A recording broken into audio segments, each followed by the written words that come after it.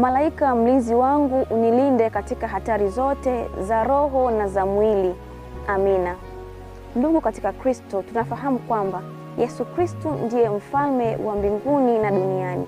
Naye alimvika mama yake taji ya utukufu ya umalkia, na hivyo Bikira Maria akawa malkia wa viumbe vyote mbinguni na duniani, hata malaika.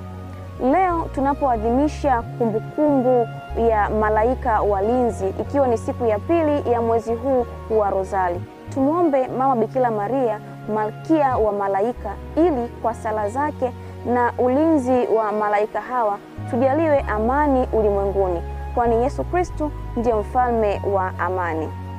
Na kama ambavyo malaika walivyo wajumbe na watendaji wa kazi za Mungu kwa viumbe vyake vyote, nasi tuguswe na umisionari huo, tuwe wajumbe wa habari njema ya Injili ya Bwana wetu Yesu Kristo kwa viumbe vyake vyote, tukifata mfano bora wa mama yetu Bikira Maria.